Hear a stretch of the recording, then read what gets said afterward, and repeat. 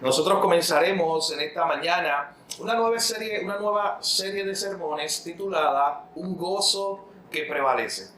Y esa serie de sermones está basada en el libro o en la carta de Pablo a los Filipenses. Así que por los próximos meses estaremos estudiando verso por verso esta carta a los Filipenses.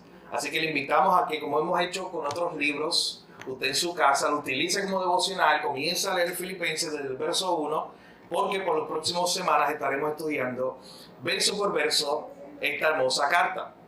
Pero antes de entrar de lleno en el capítulo 1, verso 1 de la carta de Pablo a los Filipenses, es importante conocer un poco del trasfondo, conocer esta iglesia a la cual luego Pablo le va a escribir una carta.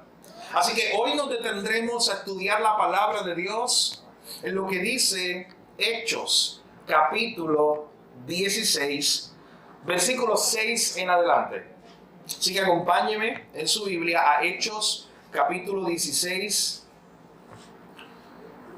versículo 6 en adelante. Comenzaremos a ver cómo surge esta historia, cómo comenzó el evangelio a expandirse en ese pueblo o en esa ciudad de Filipos. Así que le invito a que me acompañe y aquel que pueda estar de pie para dar lectura al texto. Dice la palabra de Dios en Hechos capítulo 16, versículo 6 en adelante de la siguiente manera. Y atravesando Frigia y la provincia de Galacia, les fue prohibido por el Espíritu Santo hablar la palabra en Asia. Y cuando llegaron a Misia, intentaron ir a Bitinia, pero el Espíritu no se lo permitió. Y pasando junto a Misia, descendieron a Troas. Y se le mostró a Pablo una visión de noche. Un varón macedonio estaba en pie, rogándole y diciendo: pasa a Macedonia y ayúdanos. Cuando vio la visión, enseguida procuramos partir para Macedonia, dando por cierto que Dios nos llamaba para que le anunciásemos el Evangelio. Padre, gracias te damos, Señor, en esta mañana. Gracias por tu iglesia, Señor. Gracias por el privilegio, la bendición que nos das de habernos hecho tus hijos. Gracias porque cuando estábamos perdidos y sin esperanza, tú llegaste a nuestra vida, abriste nuestros corazones, abriste nuestros ojos y pudimos ver tu gloria, pudimos ver tu evangelio, pudimos ver la solución que tú tenías para el problema más grande que teníamos nosotros. Gracias por la cruz, una vez más te damos. En esta hora te pedimos que hables a nuestras vidas, a nuestros corazones por medio de tu palabra, Señor. Oh Señor, tu palabra es más que suficiente. Las necesidades que tenemos todos en esta mañana son diversas, pero tu palabra es una, y esa palabra tiene poder para satisfacer, Señor, cada necesidad que tengamos hoy. Gracias te damos, Jesús, en tu nombre oramos. Amén.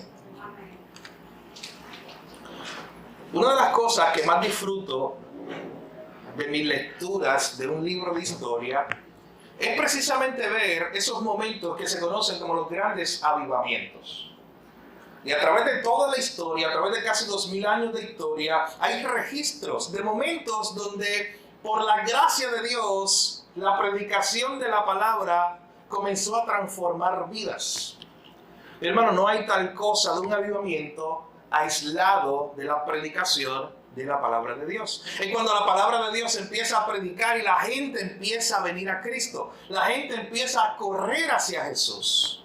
Y hay muchos. Me fascina leer las historias de Jonathan Edwards en el siglo XVIII en Estados Unidos, predicando la palabra. Mi hermano, él no tenía un hito saliendo por los lados del púlpito, ni unas luces que bajaban, ni un sistema de sonido. De hecho, Jonathan Edwards se decía que cuando él predicaba, se paraba así en el púlpito y leía el texto completo, casi sin mirar a la gente. Lo que para algunos parecía como aburrido, lo que para algunos parecía como que este no es un predicador como fusivo que me llame la atención. Pero ¿usted sabe qué? Ese predicador, Dios lo utilizó en un momento dado para abrir la palabra de Dios y predicar el evangelio a cientos de personas y que fueran avivadas, que pecadores salieran corriendo. ¿Usted sabe qué? Llegaba el momento cuando Jonathan Edwards no había terminado de predicar y ya la gente Comenzaba a llorar por su pecado. De hecho, hay registros que él una vez le dijo que bajaran la voz y lo dejaran terminar predicar. Porque la gente comenzaba a llorar y era genuino. La gente estaba llorando porque escucharon la palabra y vieron que ellos estaban lejos de esa vida de la palabra. Eso se parece mucho al libro de Nehemías, cuando en Nehemías capítulo 8 vemos a Esdras y los levitas abriendo la palabra y la gente comenzó a llorar también. La gente comenzó a ser transformada por esa palabra. La gente venía y le preguntaba, ¿y cómo podemos ser salvos? De hecho, cuando usted estudia cada uno de esos periodos, ve que las ciudades donde ocurrieron esos avivamientos fueron transformadas. Esta semana pasada leía una biografía de un pastor escocés finales del siglo XVIII, principios del siglo XIX, y recogía la historia de un avivamiento que ocurrió en una pequeña ciudad también, en Escocia, al inicio del siglo XIX. Y él decía que la gente en el pueblo lo único que hablaba era de cosas espirituales. ¿Usted se imagina eso? Por unos días en el pueblo la gente lo que hablaba, el tema de conversación, era lo que Dios estaba haciendo en esa ciudad. Eso es un avivamiento. Es la palabra de Dios predicada, la gente con un interés genuino de buscar ahora las cosas de Dios, arrepintiéndose de sus pecados y comenzando a seguir a Jesús con toda su vida.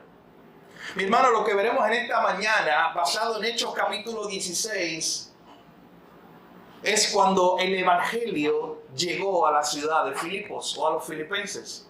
Veremos un avivamiento en el sentido de ver personas que estaban muertas espiritualmente ser salvas, vivir ahora, tener vida. Veremos una ciudad que aparentemente estaba perdida y sin esperanza, pero de momento llegó el Evangelio y transformó la ciudad por completo. Así que en este pasaje que veremos hoy, Hechos capítulo 16, conoceremos ese relato que hace Lucas. Recuerden que Lucas no fue un apóstol, él mismo, no fue de los 12 originales, él fue un colaborador de Pablo. De hecho, en la historia de hoy veremos cuando él se une al viaje misionero. Él se une en el segundo viaje misionero de Pablo. Él era un médico y le sirve muy bien a Pablo en sus asuntos, mientras Pablo iba por muchas ciudades predicando el Evangelio. Pero Lucas también era un historiador muy meticuloso y él se dedicó a escribir, a compilar unos registros que son el Evangelio de Lucas y el libro de los Hechos, donde él quería contar la historia de Jesús y de la iglesia. Y usted ve que en el libro de Hechos él comienza a narrar lo que Dios comenzó a hacer, cómo el Evangelio se comenzó a expandir desde Judea, Jerusalén, Judea, Samaria y hasta lo último de la tierra, como Cristo lo había dicho antes de ascender. Y usted pasa a la página del libro de Hechos, los primeros capítulos, ve el Espíritu Santo viniendo sobre la iglesia, los ve capacitándolos. Habían 120 personas aproximadamente allí. Usted pasa a la página y de momento el que menos usted se espera, el problemático Pedro, es el que se levanta un día y comienza a predicar la palabra. El primer sermón de la historia de la iglesia. ¿Y sabes qué? Como ocurre en todos los avivamientos. Comienza a predicar la palabra y automáticamente la palabra tiene poder en el corazón de la gente. Dios abre el corazón y la gente empezó a preguntarle, Pedro, ¿qué tenemos que hacer para ser salvos? Y usted va viendo página tras página del libro de Hechos, cómo el Espíritu Santo ahora está dándole poder a esta iglesia para que ellos puedan ser testigos, para que vayan de ciudad en ciudad llevando este evangelio. Pero también se da cuenta que hay un antagonista. Cuando usted está leyendo un libro de literatura cualquiera, en algún momento, mientras usted está leyendo una novela de fantasía, un libro de ficción, lo que sea, el autor tiene que presentar un antagonista. ¿Quién es el enemigo de la historia? Porque tiene que haber un antagonista para que tenga sentido la historia. Y de momento usted está leyendo y aparece la historia de un grupo de líderes religiosos que estaban apedreando a un joven llamado Esteban por predicar la palabra de Dios. Y que allí entre ellos, quien le velaba la ropa, mientras ellos tiraban las piedras, era un hombre llamado Saulo de Tarso, un fariseo, un celoso de la ley, había estudiado con los mejores maestros judíos, mismo hombre, cuando usted sigue leyendo esa historia en Hechos, este mismo hombre va y pide permiso a los sumos sacerdotes, no solo para perseguir a los cristianos en Jerusalén. ¿Usted sabe lo que dijo Pablo? No, mira, dame una carta porque yo voy a ir a otras regiones también. Y yo voy a ir a buscarlos. Tú dame el permiso que yo voy a buscarlos. Ese era Pablo. Y Pablo, con unos permisos que le dieron los líderes religiosos en Jerusalén, se fue a diferentes ciudades. Mi hermano no tocaba la puerta y le decía, acompáñame, ven, vamos a Jerusalén. La palabra que aparece en el texto es, él asolaba a la iglesia, él los arrastraba. Él sacaba a la gente, los metía a la cárcel para que fueran condenados por seguir a Jesús. Él tenía una sola meta y era derrocar a Cristo. Él tenía una sola meta y era desaparecer la iglesia. Oh, mi hermano, pero qué sorprendente fue para este hombre cuando de camino a Damasco, a cumplir precisamente esa encomienda, se encontró con ese Jesús. El Jesús que había muerto por esa iglesia que él estaba persiguiendo. Y ese Jesús se le aparece y le dice, Saulo, Saulo, ¿por qué me persigues? Si persigues a mi iglesia, me estás persiguiendo a mí. En otras palabras, si te metes con mi iglesia, te estás metiendo conmigo. La historia de Saulo fue otra. Se convirtió en el apóstol Pablo. El Señor comienza a trabajar en él. Dice que muy pronto él comenzó a predicar, mi hermano. Él comenzó ahora a predicar. Y tú te imaginas ese cambio de momento. De ser un perseguidor, de ser el que tenía el permiso para arrestarte y llevarte a Jerusalén. Y ahora este hombre de momento de la nada aparece diciendo, no, ahora yo soy cristiano. Ahora yo predico a Cristo. ¿Usted sabe qué causó eso? Si usted ha leído el libro de Hechos. Causó que cuando llegaron a Jerusalén por primera vez, la gente, los cristianos de allí, empezaron a dudar de Pablo. Pensaban que este era un doble agente o algo parecido. Pensaban que los estaba engañando. Y tuvo que aparecer la figura de Bernabé para decirle, no, mira, de verdad, hubo una obra de Dios en él. Dios lo salvó, Dios lo transformó. Así que este Pablo comienza a predicar muy pronto. Va a la iglesia de Antioquía, que se convierte en ese centro desde donde van a salir las misiones al mundo. Pablo es enviado con Bernabé a un primer viaje misionero y comienza a ir ciudad tras ciudad llevando el evangelio. Y cuando él regresa nuevamente a Antioquía, él da un informe. Y él habla de las grandes cosas, de cómo Dios estaba alcanzando a los gentiles, de cómo Dios estaba salvando vidas de ciudad en ciudad con el poder del evangelio. Y eso era lo más sorprendente, que los líderes religiosos judíos tenían una lista de largas cosas para hacer, para que tú te convirtieras a un judío. Pero Pablo tenía un mensaje sencillo, la locura de la predicación. Pablo lo que decía era, mire, lo que dice la palabra es, cree en el Señor Jesucristo y serás salvo. Y con ese mensaje sencillo, él predicaba en las sinagogas y luego hacia los gentiles. Y predicó en muchas ciudades. Luego cuando regresó, había un gran debate. Estoy dando más o menos un resumen del libro de Hechos para llegar al capítulo 16, así que téngame paciencia. Voy por el 15. Ahora mismo voy por el 15. Así que cuando Pablo regresó del primer viaje misionero, regresó a la iglesia de Antioquía, pero muy pronto se dio cuenta o se enteró de que en Jerusalén había un grupo de gente debatiendo un tema muy importante y central en el evangelio. Había algunos que decían, sí, puede ser cristiano, pero tiene que seguir cumpliendo la ley. Eso es como Cristo más. Tienes a Cristo, pero tienes que añadirle esto y lo otro. Pero no, paréntesis, tenga cuidado, eso no se ha acabado. Esa idea, esa mente de que necesitas a Cristo para ser salvo, pero necesitas esto y lo otro. Hermano, qué hermoso saber que la Biblia nos dice que solo en Cristo hay salvación. De que si usted lo tiene a Él, lo tiene todo y no necesita añadir nada. Así que había un debate en Jerusalén. Algunos decían, oye, que se conviertan, pero que sigan practicando la ley. Se hace un concilio, el primer concilio en la historia de la iglesia, una reunión. Los apóstoles están allí. Y allí se determinó algo. Y se dijo muy claro y se iban a escribir unas cartas que decían, que no se le iba a requerir el cumplimiento de la ley a aquellos que se convertían en creyentes. Había unas cuestiones culturales que prevalecían, pero no iba a requerir nadie de que tú necesitabas a Jesús más seguir cumpliendo la ley del Antiguo Testamento. Eso fue lo que se determinó allí. Pablo ahora tenía una encomienda, ir con esa carta a todas las ciudades que él había ido en su primer viaje misionero. Así que Pablo es enviado o va a ser enviado nuevamente en un segundo viaje misionero. Eso aparece en el final del capítulo 15 de los Hechos. Y Pablo, cuando va a ser enviado, ocurre algo muy interesante. Él iba a ser enviado junto a Bernabé y junto a su sobrino Marcos. Pero si usted recuerda su estudio del libro de Hechos, en el primer viaje misionero, Marcos había abandonado el barco, literalmente. Así que cuando van a un segundo viaje misionero, Pablo dice, no, yo no me voy a llevar a este joven, porque él me abandonó en el camino.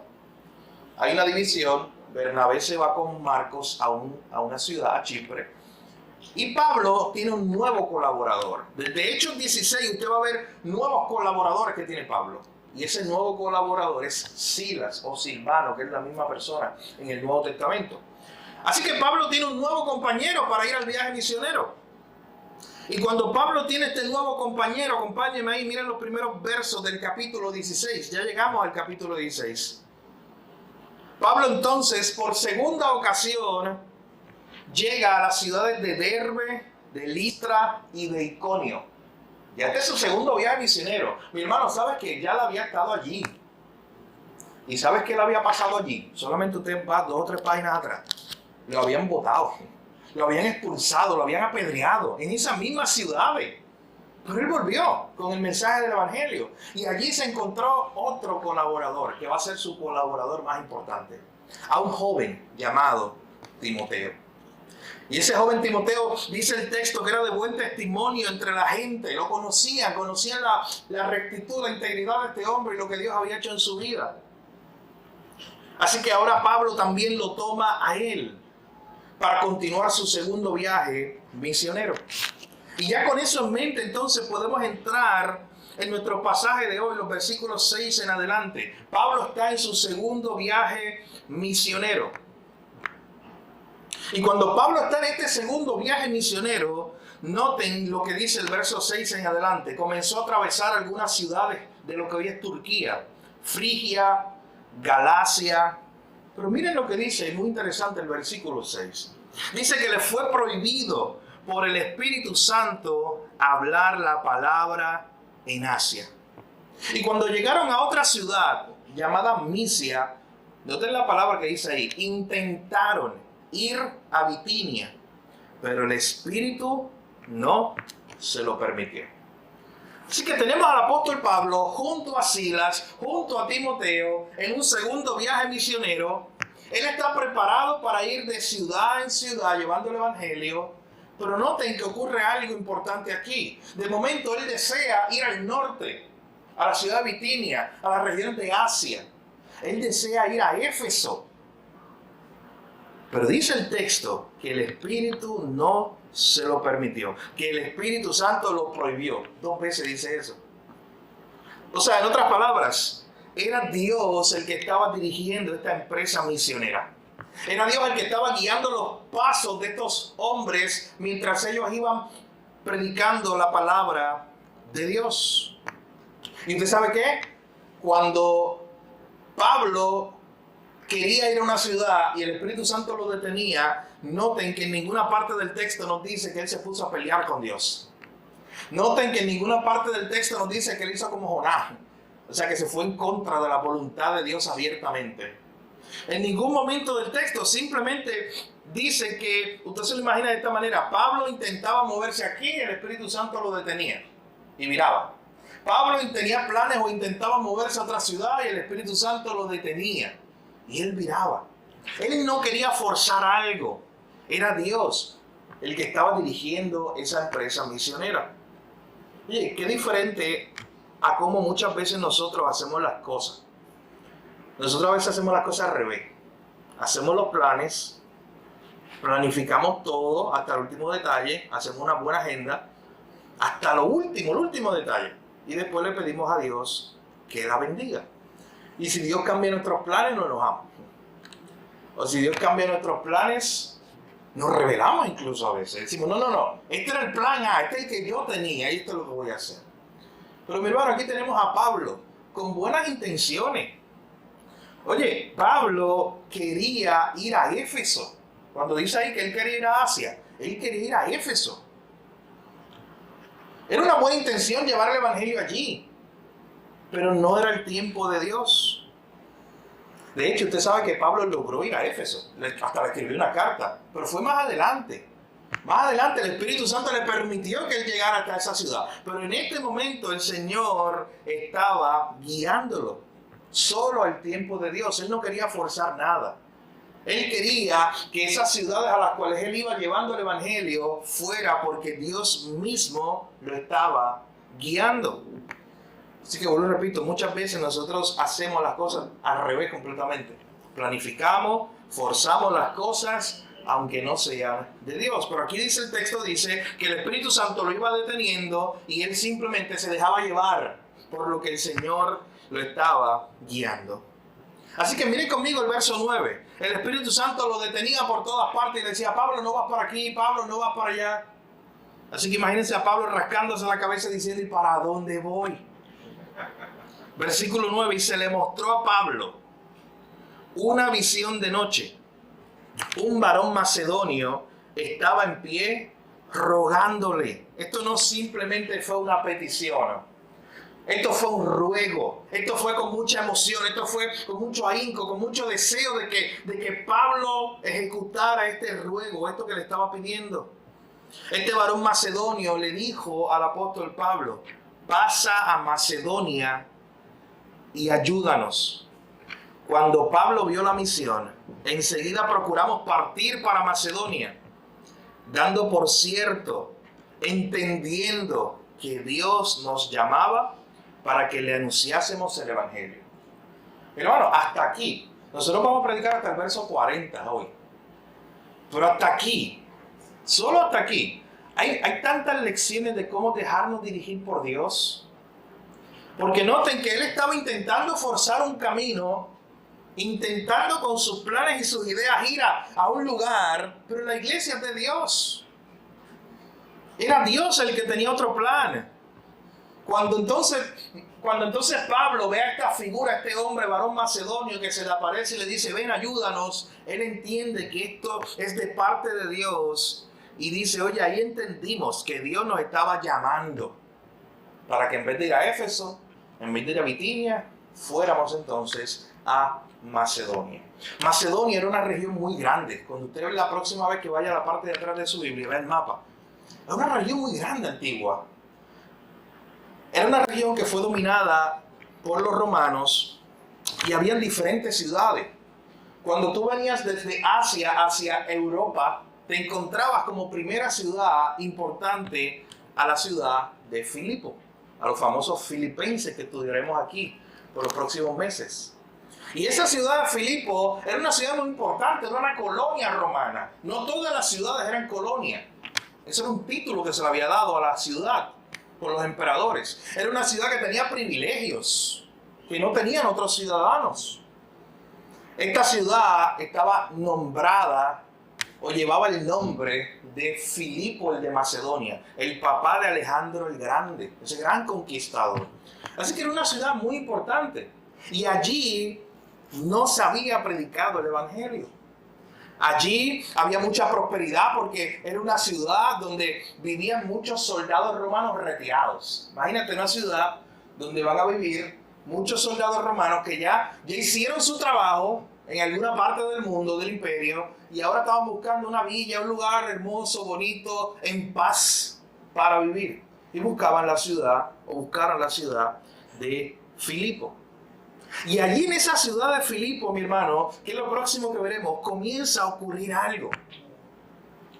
Pero antes de entrar de lleno a los versículos 11 en adelante, vean una vez más ese clamor de este varón macedonio que se le aparece a Pablo y le dice, ven y ayúdanos. Mi hermano, esta gente estaba en necesidad espiritual. Económicamente probablemente estaban bien algunos de ellos, como veremos. Pero estaban en necesidad espiritual. Cuando Él está diciendo, ven y ayúdanos, ven y predícanos el Evangelio porque estamos perdidos. Hermano, imagínense por un momento, allí no había una iglesia, allí no había un cristiano, allí no había nadie que había dado testimonio de Jesús. Ellos estaban en una tiniebla espiritual, estaban perdidos. Es como si usted viera a un no creyente, a un perdido, diciéndole eso precisamente a usted. Ven y predícame el Evangelio, porque estoy en necesidad, porque estoy perdido. Eso es lo que estaba pasando aquí. Ya Dios tiene preparado la iglesia del Señor, Él la está edificando, ya Dios estaba haciendo algo en la ciudad de Filipo. Noten qué importante, antes de que llegara Pablo con su equipo misionero, ya Dios había puesto algo en el corazón de esta gente, ya Dios estaba actuando. Mi hermano, la próxima vez que usted le vaya a hablar de Jesús a alguien, vaya con la convicción de que antes de que usted se dirija a esa persona, Dios ya está actuando. Antes de que nosotros vayamos a la comunidad a llevar el Evangelio, vaya con la convicción de que ya Dios está haciendo algo en los corazones de esas personas. Eso es lo que está pasando aquí. Este varón macedonio le dice, ven, pasa a Macedonia y ayúdanos. Noten el versículo 10. Cuando vio la visión, enseguida procuramos partir para Macedonia. Si usted es observador, un lector observador, se dará cuenta que si usted está leyendo hasta este versículo, todos los versículos anteriores, los 15 capítulos anteriores, Lucas, el narrador, está contando una historia. Y está diciendo, y Pablo fue para aquí, y Pablo fue para allá. Pero en el verso 10, es la primera vez que Lucas, como narrador, utiliza el pronombre nosotros. Cuando vio la visión, enseguida nosotros procuramos partir para Macedonia. O sea, se entiende que fue aquí, en este momento, que Lucas se integra a este viaje misionero de Pablo. Porque de ahí en adelante, aunque hay una pausa, pero de ahí en adelante él siempre está envuelto. Él dice, en vez de contar, y Pablo fue a tal ciudad, no, él dice, y nosotros fuimos a tal ciudad. Así que tenemos a Pablo con Silas, con Timoteo y ahora con Lucas, un Dream Team, preparándose para ir a la ciudad de Filipo. Y lo que veremos en estos versículos, desde el 11 hasta el final del capítulo, brevemente son 3 historias que se entrelazan. 3 personajes distintos, muy distintos entre ellos precisamente. Muy diferentes en sus historias, pero con una misma necesidad. Miren cómo llegó el Evangelio a los filipenses. Lea conmigo el versículo 11. Dice, zarpando pues de Troas, que era el puerto, vinimos con rumbo directo a Samotracia y el día siguiente a Neápolis, y de allí llegamos a Filipos, que es la primera ciudad de la provincia de Macedonia y una colonia, y estuvimos en aquella ciudad algunos días. Y miren lo que comenzó a pasar allí. En primer lugar, este primer personaje con el cual estos misioneros se encuentran es con una mujer llamada Lidia. Su historia aparece allí entre los versos 13 al 15. Este primer personaje, este primer encuentro de los misioneros con una persona allí en la ciudad de Filipos. Dice el versículo 13, un día de reposo salimos fuera de la puerta junto al río donde solía hacerse la oración y sentándonos hablamos a las mujeres que se habían reunido. Noten qué expectativas podían tener los misioneros cuando iban a un viaje misionero. Oye, no, pues yo voy a ir allá y de momento me voy a encontrar un coliseo lleno. Y voy a predicar el Evangelio a cientos y cientos de personas, a miles de personas yo le voy a predicar el Evangelio. Tal vez era una expectativa buena. Pero esto no es lo que pasa aquí. De momento, Dios le está cambiando los planes. Noten que fue Dios el que los mandó para allá. Hermano, cuando digo esto, tengo en mi mente el mapa. Usted tiene que ver un mapa. Salga de aquí, vea el mapa. Y siga estos versículos que dicen, y fueron a Troas, siga el mapa. Y dice, oye, pero él quería ir para Éfeso, él quería ir para Bitinia. Y lo mandaron para Filipo. Eso es como, Dios lo envió para el otro lado. Y cuando ellos llegan allí, ellos llegan con la expectativa de que, claro, Dios va a hacer algo allí, en esa ciudad. Hermano, pero de momento no veo un estadio lleno donde Pablo puede ir a predicar el evangelio. ¿Sabe que hay problema? Ni siquiera ven una sinagoga. Y ese era el modus operandi de Pablo. Pablo iba y ya había por lo menos una sinagoga, un lugar de reunión donde se abría la escritura. Mis hermanos, allí no había nada. No había ni una sinagoga. ¿Usted sabe por qué sabemos esto? Porque el texto mismo nos menciona que no había sinagoga en la ciudad, pero también se nos da a demostrar por esta idea de un grupo de mujeres reuniéndose a orar al lado de un río. Se necesitaban 10 hombres casados, jefes de familia, para formar una sinagoga en alguna ciudad. Allí no lo había. Así que tenemos en Filipo una ciudad secular, una ciudad pagana, una ciudad perdida, donde no había ni siquiera una sinagoga. Y lo que Pablo se encuentra allí simplemente es un grupo de mujeres que están humildemente, pequeños, no era un grupo grande, un grupo pequeño de mujeres que se están reuniendo a orar a la orilla del río. ¿Usted se imagina algún pensamiento que le haya pasado por la mente a Silas o a Timoteo? Diciendo, oye, pero somos misioneros, vamos a llevar el evangelio de ciudad en ciudad a grandes masas. Y Dios nos envía para acá. Nosotros queremos ir a Éfeso. Éfeso es la capital. En Éfeso hay un templo y un teatro donde podíamos ir allí. Y Dios nos mandó para Filipos a hablarle a un grupo de mujeres porque ni sinagoga hay. A un grupo de mujeres que estaba allí a la orilla del río. Estas mujeres dice que estaban allí y se reunían para orar. Pero sabes que Pablo y este grupo de misioneros tenían la certeza de que era Dios el que los estaba moviendo. Y de que Dios sabía que allí había necesidad de una iglesia. Así que dice que se sentaron con ellos y comenzaron a hablar a estas mujeres que estaban allí. Comenzaron a predicarles el evangelio. Verso 14, aquí aparece nuestro personaje. Entonces una mujer llamada Lidia, vendedora de púrpura de la ciudad de Tiatira, que adoraba a Dios, estaba oyendo. Y el Señor abrió el corazón de ella para que estuviese atenta a lo que Pablo decía. Qué impresionante, mis hermanos. Aquí había una mujer llamada Lidia. Y noten ese comentario editorial que se nos da ahí. Ella era vendedora de púrpura. Usted sabe que el púrpura, de ahí se sacaba una tinta para vestir literalmente a los emperadores. Así que si tú eras un vendedor de púrpura, tú eras rico. Tú eras de las personas más ricas de la ciudad. Y tenemos a esta mujer muy rica, adinerada, yendo con un grupo de otras mujeres a orar a la orilla del río. Un día Pablo llega allí, comienza a predicar y dice el texto que ella estaba oyendo. Pero mientras ella estaba oyendo, ocurre algo impresionante. Miren la última parte del verso 14. El Señor abrió el corazón de ella para que estuviese atenta a lo que Pablo decía. Mis hermanos, esa es la forma en la cual Dios obra para salvar a un pecador como tú y como yo que estaba muerto espiritualmente. Tú y yo en algún momento escuchamos a alguien hablarnos del evangelio y ocurrió esto mismo.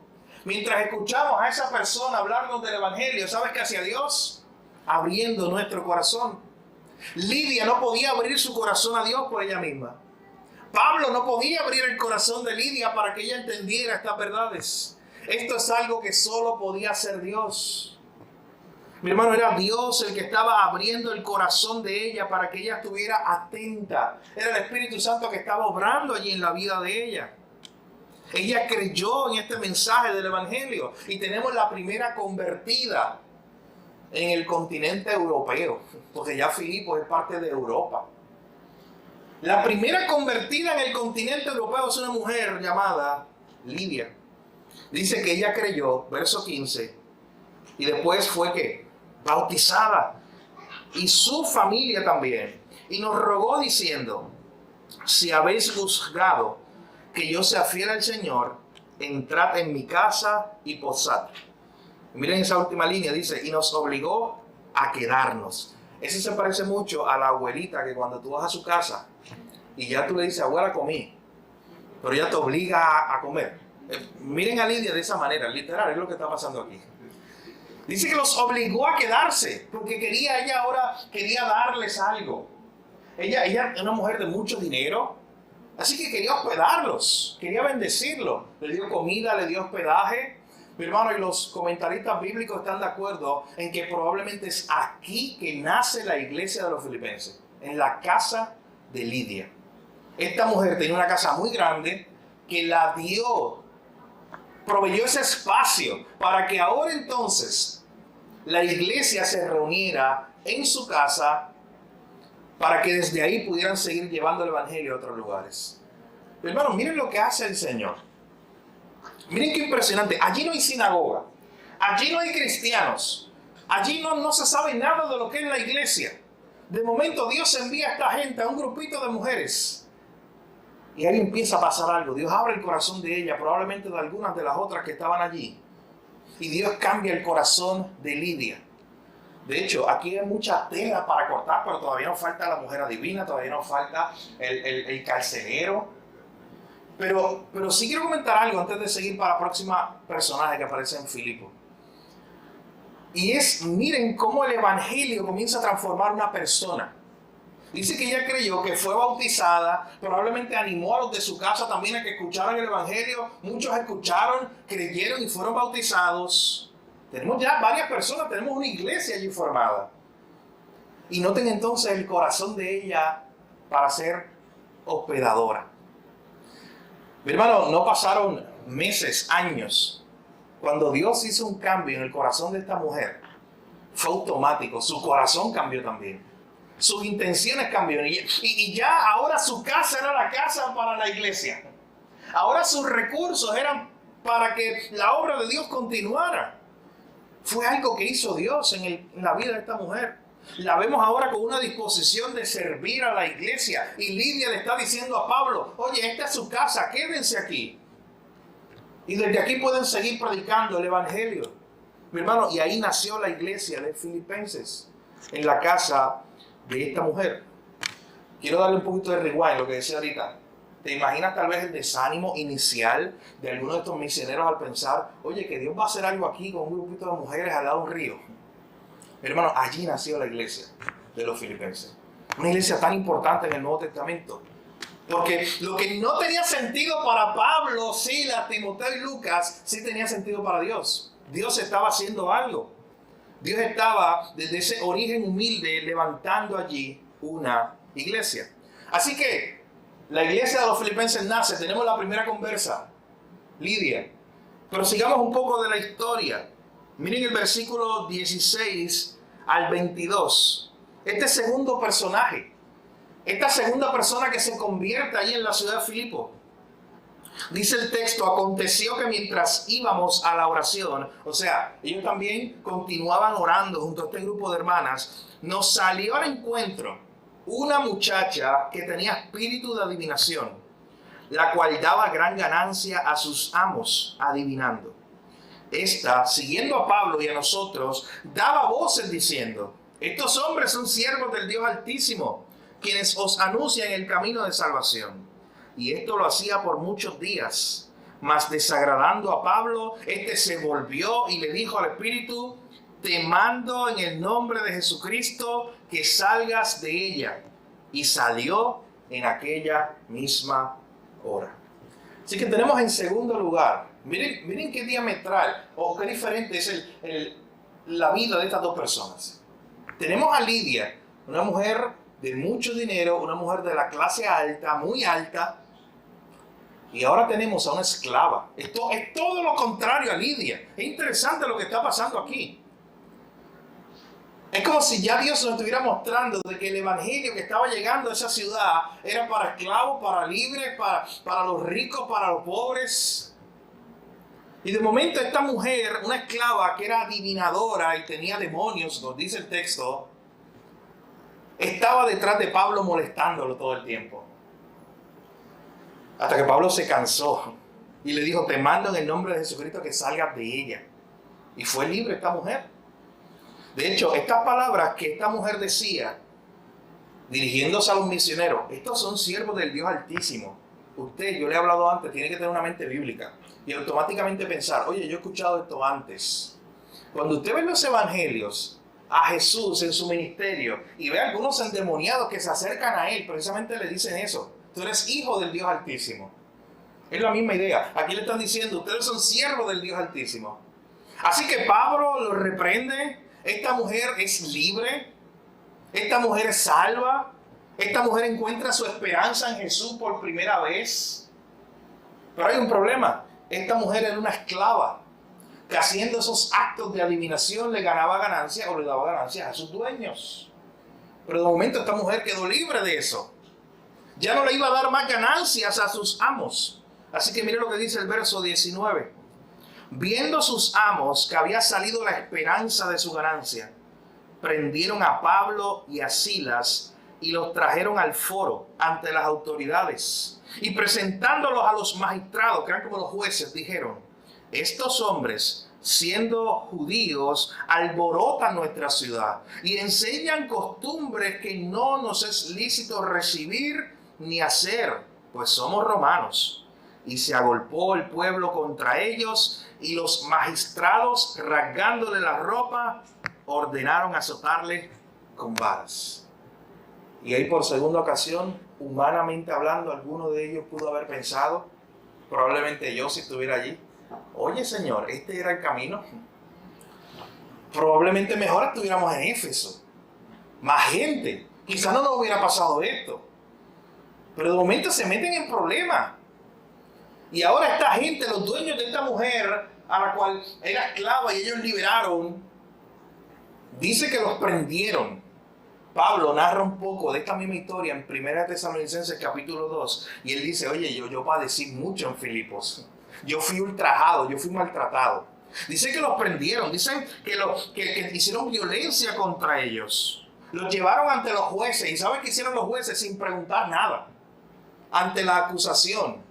La acusación era que estos eran unos alborotadores, de que nosotros somos romanos. Recuerden que Filipo era una ciudad de mucho orgullo. Ellos estaban muy orgullosos de ser romanos y de ser una colonia romana. No era un título que tenían todas las ciudades antiguas. Y dice: oye, aquí vinieron unos revoltosos. Recuerden que quien vivía allí, la mayoría de ellos eran soldados retirados. Querían vivir en paz. Y de momento dijeron: oye, vinieron una gente de Jerusalén, son unos revoltosos, te los traemos aquí a los jueces. Dice que los jueces los presentaron delante de los jueces, les rasgaron las ropas y comenzaron a azotarlos con varas. O sea, comenzaron ellos a padecer por la causa de Cristo. Comenzaron a sufrir por la causa de Cristo. Pero aquí tenemos la segunda convertida.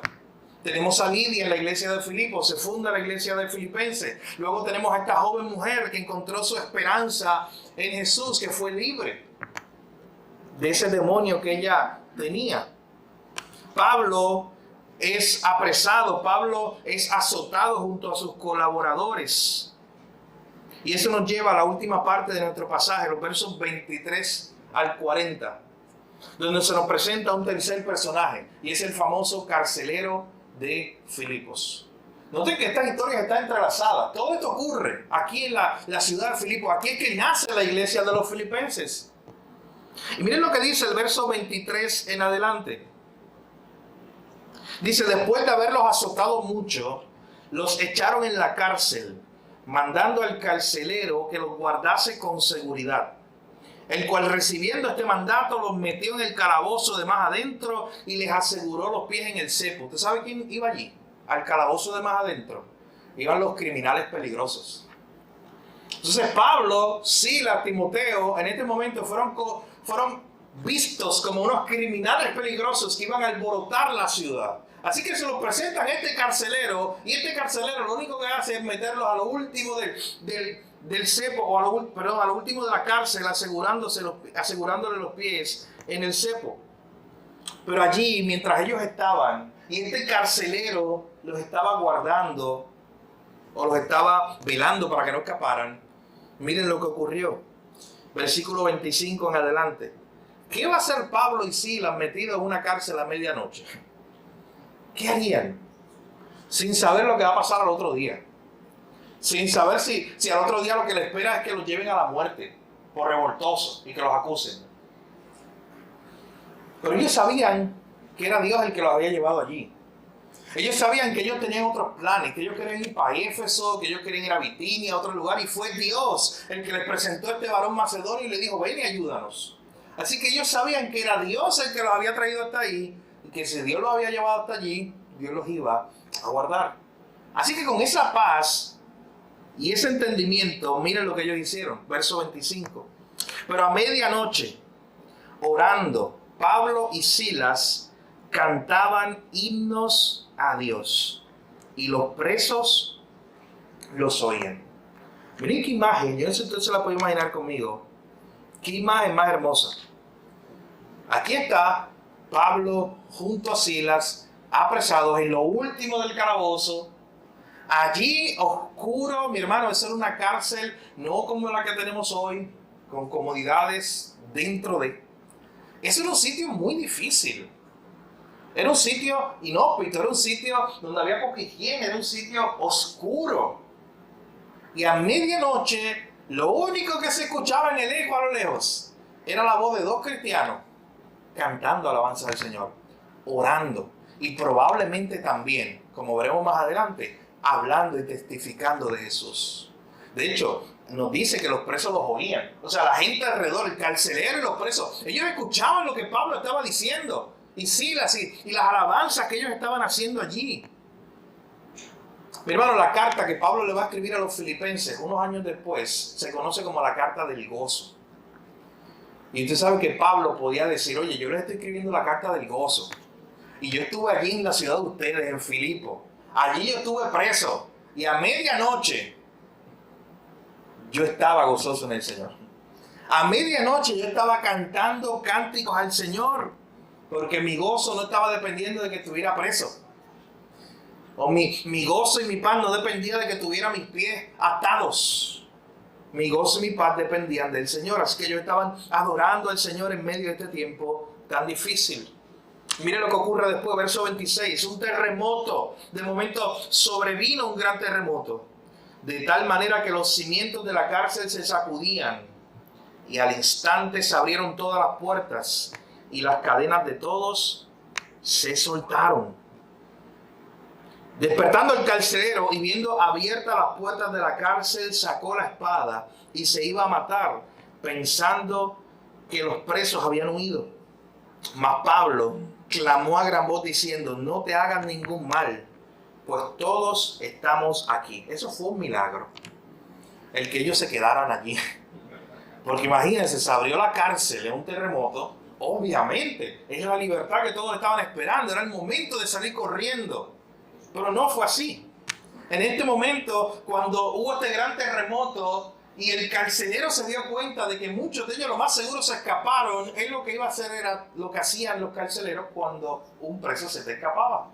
Él se iba a matar, él mismo, porque lo que le esperaba era un juicio y mucha tortura, porque había dejado escapar a un preso.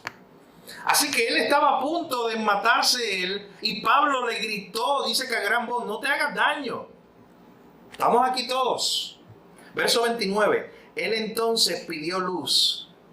Se precipitó hacia adentro. Nota que todo estaba oscuro y temblando se postró a los pies de Pablo y de Silas. Los sacó de allí de la cárcel y les dijo, señores, ¿qué debo hacer para ser salvo? Pero bueno, miren esta pregunta, qué impresionante. Es la misma pregunta que le habían dicho a Pedro al inicio del libro de Hechos, cuando Pedro predicó y la gente empezó a preguntar, ¿y qué debemos hacer para ser salvos? Por eso es que algunos comentaristas bíblicos están claros y conscientes en que probablemente Pablo pasó toda la noche mareando a este carcelero, predicándole el evangelio. Porque si él está respondiendo y diciendo, ¿qué tengo que hacer para ser salvo? Él está respondiendo algo. Probablemente escuchó algo del mensaje, probablemente lo escuchó cantar, escuchó esas canciones que hablaban de un tal Jesús. Y eso quizás a él le chocó. Vio la paz de Pablo, el gozo de Pablo, aún medio de esa situación que tenía. Ver que se le cayó la cárcel encima y Pablo estaba tranquilo, en gozo y no se había escapado. Todo eso llamó su atención. Dice que se postró y le dijo, oye, ¿qué yo debo hacer para ser salvo? Para tener esa paz y ese gozo que te tiene. Y la pregunta Pablo es la misma de Pedro cuando se lo preguntaron. Ellos le dijeron, cree en el Señor Jesucristo y serás salvo, tú y tu casa. Cree en el Señor Jesucristo y serás salvo. Pon tu fe en Él. Mi hermano, ese era el mensaje sencillo del Evangelio. Esa era la arma, el arma que tenían estos revoltosos, que había que apresar en lo más oscuro del calabozo. Porque tenían este mensaje. Cree en el Señor Jesucristo y serás salvo. Todo aquel que cree va a ser salvo. La Biblia una y otra vez en el Nuevo Testamento lo presenta. Aquellos que de tu casa también escuchen serán salvos. Y le hablaron la palabra del Señor, noten el verso 32, a él y a todos los que estaban en su casa. Y él, tomándolos en aquella misma hora de la noche, les lavó las heridas. Recuerden que los habían azotado la tarde anterior. Ellos tenían heridas abiertas porque los habían azotado con vara. Les puso la mesa y se regocijó con toda su casa de haber creído a Dios. ¿Cómo Dios cambió esto? ¿Cómo Dios cambió este escenario y la historia de este hombre y esta ciudad de un día para otro? De hecho, tanto con Lidia como con el carcelero, usted ve algo bien impresionante. Ambos automáticamente se convirtieron, creyeron, fueron bautizados. Algunos miembros de su familia también creyeron, fueron bautizados. Y los dos abrieron su casa. Y se hicieron servidores y dijeron, aquí estoy, mira, te limpio las heridas, le puso una mesa y hubo mucho gozo y regocijo. Se regocijó con toda su casa por haber creído en Dios. Hermano, ¿quién se imagina esta escena? Viaja casi 2000 años atrás y trata de mirar por la ventana esta escena. Horas atrás, estos eran los presos que estaban en el lugar más oscuro, en el lugar donde era máxima seguridad. Y allí el carcelero velándolo. ¿Sabe qué hacían ahora? En la misma mesa, comiendo juntos y dando gracias a Dios. ¿Cómo ocurre esto? ¿Cómo Dios cambia esto, mi hermano? Y todo ocurrió por el poder del Evangelio, por ese mensaje que ellos tenían. Cree en el Señor Jesucristo y serás salvo. Por eso yo comenzaba en mi sermón en esta mañana hablando de que siempre que hay un avivamiento en una ciudad, Dios siempre empieza a hacer algo con la gente. La gente empieza a ser transformada. Dios cambia los escenarios. Y esto es lo que está ocurriendo aquí. Noten que eran tres personas muy diferentes. Lidia, una mujer rica, súper rica. Estaba el emperador, los gobernadores y ella, en riqueza, imagínense. Después tenemos todo lo contrario, una mujer esclava, adivinadora. Y al final tenemos a un funcionario de gobierno, el carcelero. Los tres con historias muy diferentes, pero los tres con la misma necesidad de escuchar el Evangelio. Y los tres, mi hermano, por gracia encontraron la salvación en Cristo Jesús.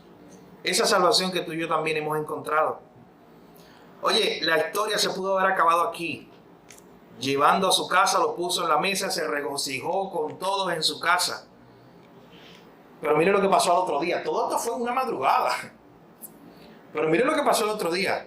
Cuando fue de día, verso 35, los magistrados enviaron alguaciles a decir, suelta a aquellos hombres. O sea, ellos ni se enteraron de lo que había pasado ahí. Suelta a aquellos hombres. Y el carcelero hizo saber estas palabras a Pablo. Los magistrados han mandado decir que se os suelte. Así que ahora salid y marchaos en paz. Pero Pablo le dijo, después de azotarnos públicamente, sin sentencia judicial, siendo nosotros ciudadanos romanos, nos echaron en la cárcel y ahora nos echan encubiertamente. No, por cierto, si no vengan ellos mismos a sacarnos. Usted ve esa historia y de primera instancia te dice, qué orgulloso, Pablo. Pablo, ¿qué te pasa? Es muy soberbio. Acepta que te sacaron y ya. ¿Por qué quieres hacer que ellos vengan acá? ¿Tú sabes qué, mi hermano? Aparte de que era lo justo, porque ellos eran ciudadanos romanos y se le había hecho un juicio injusto. Aparte de eso, Pablo quería aprovechar cada oportunidad que él tuviera para hablarle a las personas de esta esperanza que estaba en Jesús. O sea, él no había podido hablar con los magistrados. No, pues tráemelos para acá. Yo voy a hablar con ellos. Ellos me van a escuchar. Mi hermano, y más que para defenderse. ¿Usted sabe quién era Pablo? Más que para allí, no, ustedes son unos injustos porque no nos hicieron juicio. Más que para eso, mi hermano, lo que él quería era una oportunidad más para hablarles de Jesús. Una oportunidad más para tenerlos allí y hablarles del Señor. Dice el verso 38, los alguaciles hicieron saber estas palabras a los magistrados, los cuales tuvieron miedo al oír que eran romanos. ¿Sabes por qué tuvieron miedo? Porque si tú le hacías lo que le hicieron a Pablo y a Silas, que eran ciudadanos romanos, si tú le hacías eso, de condenarlo, meterlo en la cárcel, aceptarlo, sin un juicio, a ti te votaban. Tú eras el próximo que estaba votado, porque el respeto que había para el que era un ciudadano romano era una cosa increíble. Y Pablo era un ciudadano romano. Así que miren lo que está ocurriendo aquí. Ellos tuvieron miedo al oír que ellos habían hecho todo un juicio injusto. Verso 39, viniendo les rogaron y sacándolos les pidieron que saliesen de la ciudad. Nota lo que pasó aquí. Ellos no querían problemas. Ellos le pidieron perdón oficialmente para que Pablo no los acusara. Eso no es lo que quería hacer Pablo. Simplemente, vuelvo y repito, Pablo quería predicar el evangelio. Pero simplemente le dijeron, mira, váyanse de la ciudad. Los expulsaron de la ciudad. Pero miren cómo acaba esto, verso 40. Entonces, saliendo de la cárcel, entraron en donde todo empezó. Entraron en casa de Lidia y habiendo visto a los hermanos, los consolaron y se fueron. Miren todo lo que ocurrió, mis hermanos, cuando el evangelio llegó a la ciudad de Filipo. Pablo después continúa su viaje y después de aquí Pablo, si usted sigue leyendo, va a fundar otra iglesia. Usted sigue leyendo y Pablo va a fundar la iglesia en Tesalónica, los tesalonicenses. Así que estos pasajes son muy importantes porque Pablo está yendo de ciudad en ciudad, predicando el evangelio, fundando iglesias. Pero lo que nos impresiona de toda esta idea, mi hermano, o estas enseñanzas de esta mañana, es que cada uno de estos personajes tenía una historia, como hemos dicho, una historia diferente. Lidia la comerciante, la joven esclava, el carcelero, todos tenían la misma necesidad. Qué hermoso es conocer cómo llegó el evangelio allí, cómo el evangelio llegó a esa ciudad, les cambió la vida, les trajo salvación. Estas historias también nos deben llevar, mis hermanos, a confiar en el Señor, a confiar en esa obra que Él ya está haciendo. Pablo quería ir para Éfeso, para Bitinia. Él no quería ir para ese lugar. Dios lo envió y él fue obediente. Ya Dios estaba haciendo algo en esa ciudad. Y usted y yo tenemos que confiar en eso. Ya Dios está haciendo algo, mi hermano. Salvando a la Lidia, comerciante. Salvando a la adivina. Salvando al carcelero. Abriendo corazones, como abrió el corazón de esta mujer llamada Lidia. Esta ciudad quedó transformada por completo, para siempre. Si usted sigue leyendo el libro de Hechos, a pesar de que lo habían expulsado, ¿sabe que Pablo regresó? En Hechos capítulo 20. De hecho, hay una teoría muy interesante que dice que Lucas se quedó allí, probablemente en la casa de Lidia, dirigiendo los esfuerzos de esa nueva iglesia. Porque Lucas, si usted sigue leyendo de momento, él no aparece otra vez. Y él empieza a contar Pablo fue a tal ciudad, pero en Hechos 20, cuando Pablo regresa en su tercer viaje misionero, él regresa allí a Filipo y otra vez Lucas empieza a contar y a decir, nosotros. Así que probablemente Lucas se quedó allí. Pablo regresó a esa ciudad a pesar de que lo habían expulsado y continuó predicando el evangelio. Esa ciudad de Filipo, mi hermano, como veremos desde la próxima semana en adelante, se convirtió en una importante ciudad en el ministerio de Pablo. No todos eran como Lidia, o sea, de los que se convirtieron, no todos eran ricos comerciantes. De hecho, la mayoría era gente pobre. Y llega un momento más adelante, y lo veremos, donde Pablo reconoce a esta iglesia, a los hermanos de Macedonia, porque aún sin poder o con lo poco que tenían, sacrificialmente eran generosos para las ofrendas y la causa del evangelio. Así que, mi hermano, la obra de Filipos acababa de nacer. La historia de lo que Dios estaba haciendo allí apenas comenzaba. Y todo comenzó, mi hermano, con la predicación del evangelio y con la confianza de estos misioneros, con la convicción de que Dios tenía el poder para transformar una ciudad completa, para salvar gente. Pero hermano, usted salga de aquí con esa convicción. Primero, de que Dios lo salvó a usted, de que un día usted era como Lidia, que escuchó el Evangelio, pero fue el Señor el que abrió su corazón, porque sin eso usted no podría conocer a Cristo. Pero segundo, váyase con la convicción de que esa persona a la cual usted está orando, mi hermano, siga orando por ella para que conozca al Señor, pero confíe en que Dios, si es su voluntad y en su tiempo, abrirá el corazón. No lo puede hacer usted. Eso es algo que Dios hará. Confíe en el poder transformador del Evangelio. Hermano, usted quizá ha visto personas con historias muy difíciles que de un día para otro su vida cambia por el poder del Evangelio. Bueno, mírese en un espejo. Mírese usted mismo. Vidas complicadas que teníamos, perdidos, muertos. Y un día el Evangelio nos transformó. Nunca dude de cómo el Evangelio transforma una ciudad. Mira, lo hizo aquí.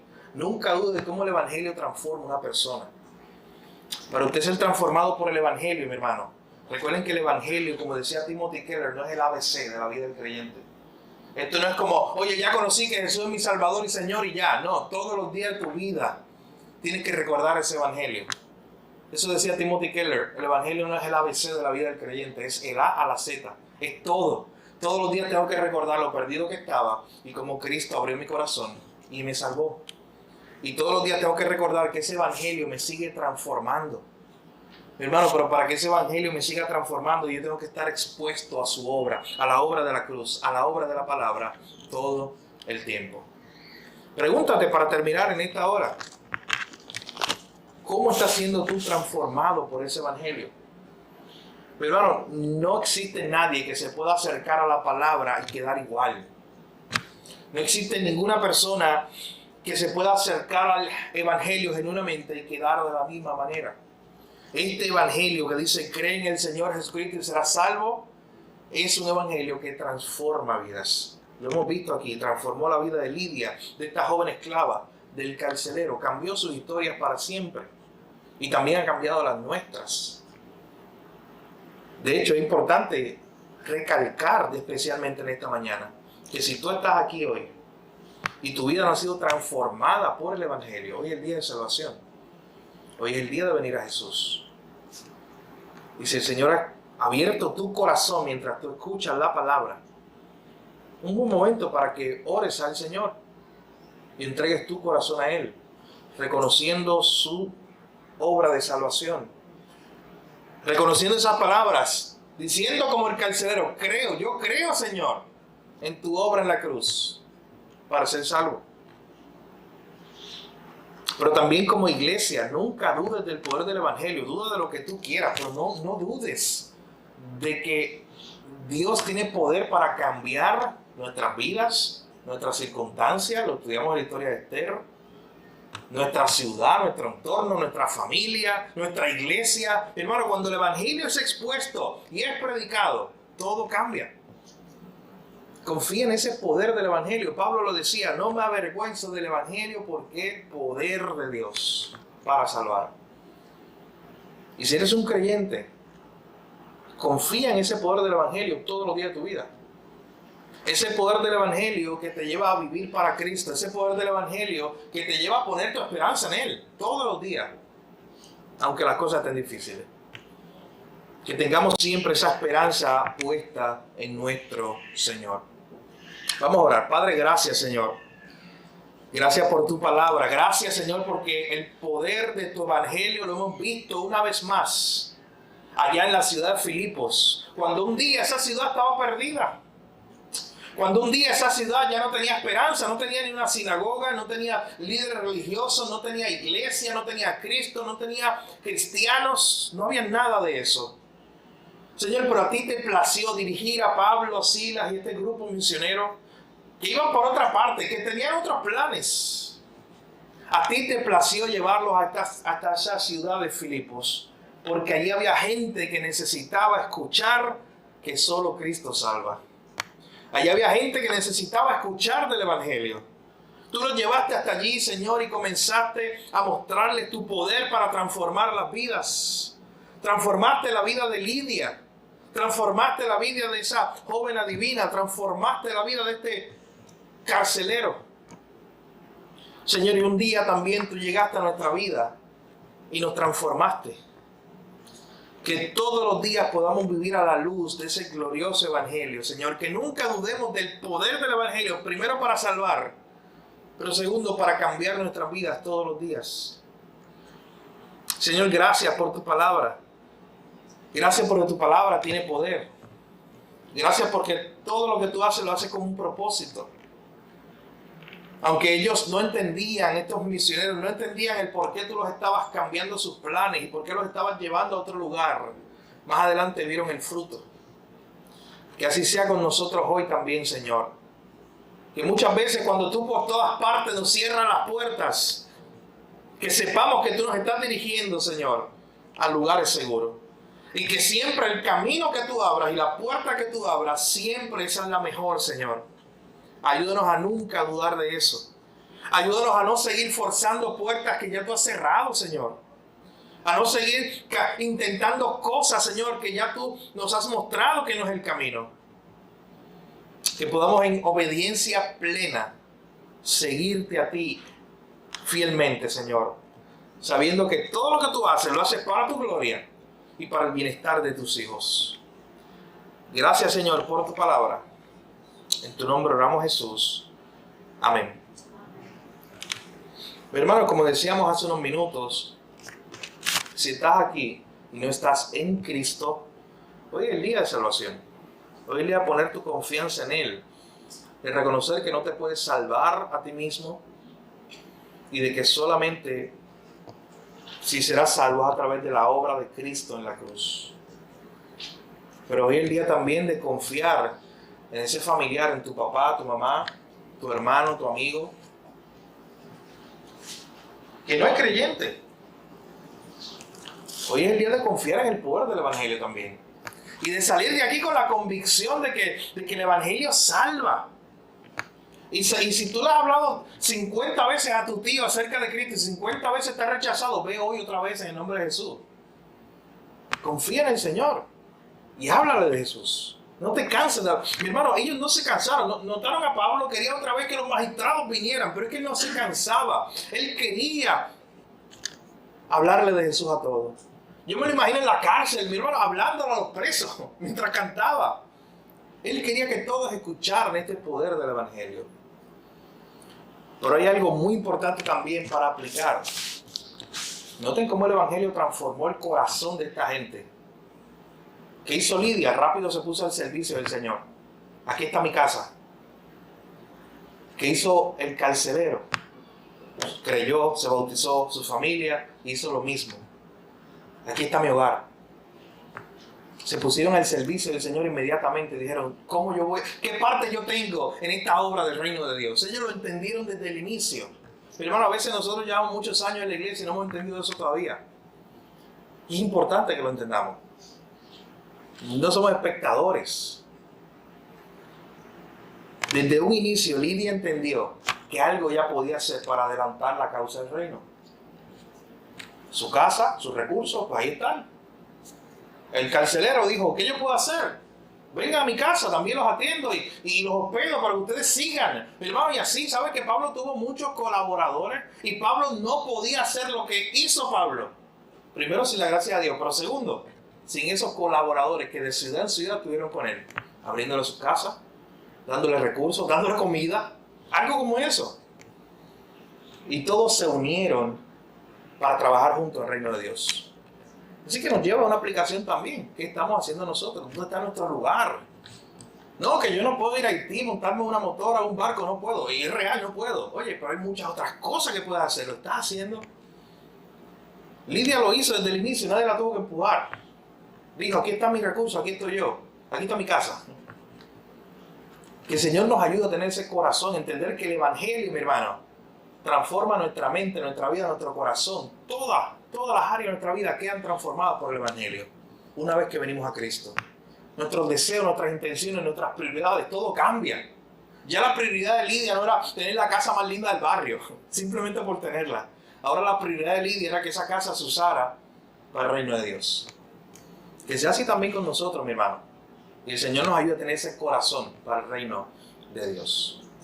La semana que viene, con la ayuda del Señor, entraremos de lleno en Filipenses capítulo 1, ya conociendo. Esta es la historia de la iglesia en Filipos, lo conocimos hoy. ¿Cómo nacieron los filipenses como iglesia? Es lo que conocimos hoy. Así que la semana que viene empezamos, si el Señor así lo permite, nuestra serie de sermones sobre la carta de Pablo a los filipenses. Le invito a que aproveche sus devocionales familiares y lea esta carta para seguir aprendiendo del Señor.